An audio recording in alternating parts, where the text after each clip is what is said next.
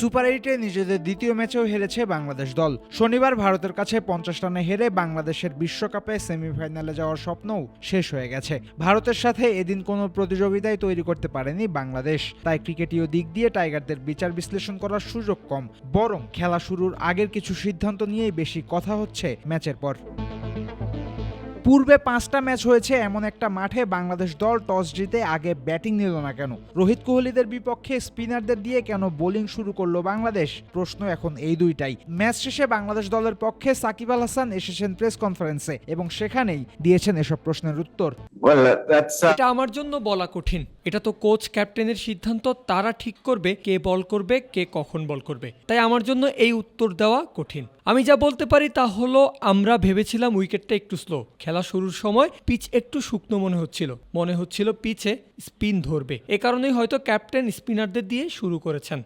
আমি বলবো উইকেট ব্যাটিংয়ের জন্য ভালো ছিল। আমার মনে হয় ক্যারিবিয়ানে স্পিনার হিসেবে পাওয়ার প্লের চেয়ে মিডল ওভারে বল করা বেশি সহজ, কেননা দলগুলো নতুন বলে দ্রুত রান তুলতে চায়।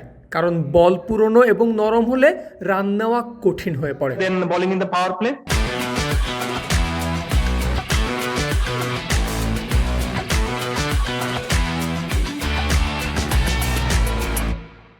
চলতি বিশ্বকাপের আগে ওয়েস্ট ইন্ডিজে কখনো কোনো টি-20 খেলেননি টাইগার ক্যাপ্টেন নাজমুল হোসেন শান্ত। অপরদিকে সাকিব আল হাসান আন্তর্জাতিক এবং সিপিএল মিলিয়ে উইন্ডিজে টি-20 খেলেছেন ভুরি ভুরি। শান্তর চেয়ে সাকিব ভালো বুঝবেন পিচ এবং কন্ডিশনের চাহিদা কেমন হওয়া উচিত, অথচ আল হাসান সব দায় চাপিয়ে দিলেন কোচ ক্যাপ্টেনের ওপর। সাকিবই বললেন উইন্ডিজের স্পিনাররা মিডল ওভারে বোলিং করলে ভালো করেন, অথচ সাকিব নিজেই নতুন বলে বোলিং করেছেন। তবে কি শান্ত সাকিবের মতামত জানতে চাননি ম্যাচ শুরুর আগে কিংবা ম্যাচের ভেতর, নাকি সাকিব নিজ থেকে শান্তকে গিয়ে দেননি কোনো পরামর্শ? দুটোর মধ্যে আসল কারণ কোনটা জানা মুশকিল। তবে বাংলাদেশ দলের যে কোনো সিদ্ধান্ত নেয়ার সময় সাকিব আল হাসান সেই সিদ্ধান্তের অংশ থাকেন না। গুরুতর সিদ্ধান্ত নেয়ার মিটিংয়ে থাকেন না আল হাসান, জানিয়েছেন নিজেই।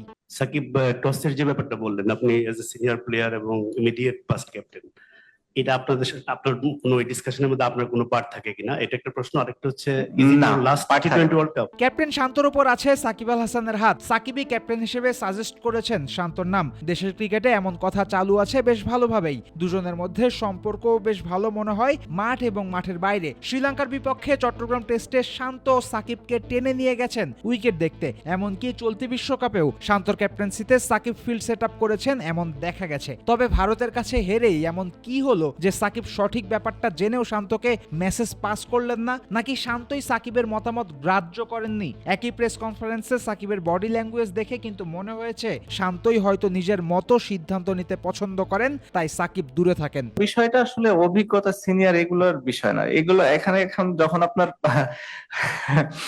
দলের একজন থাকবে, নেতা একজন থাকবে, একজন লিডার থাকবে, একজন ক্যাপ্টেন থাকবে, ডিসিশন তার। সাকিব বাংলাদেশের সবচেয়ে অভিজ্ঞ ক্রিকেটারদের একজন। টি-20-তে বাংলাদেশের সবচেয়ে বড় সুপারস্টার সাকিব আল হাসান। বাংলাদেশ দলের ডিসিশন মেকিং এ সাকিবের পরামর্শ থাকবে, সেটাই স্বাভাবিক। কিন্তু শনিবারের প্রেস কনফারেন্সে সাকিবের কথাবার্তা শুনে মনে হয়েছে যথেষ্ট বার্তালাপ হয় না শান্ত সাকিবের মাঝে। এখন সাকিব শান্তকে কিছু বলেন না, নাকি শান্ত কিছু শুনতে চান না সাকিবের কাছে, সেটা অপরিষ্কার। তবে পরিস্থিতি যেটাই হোক, সেটা যে দেশের ক্রিকেটের জন্য মঙ্গলজনক নয় তা পরিষ্কার।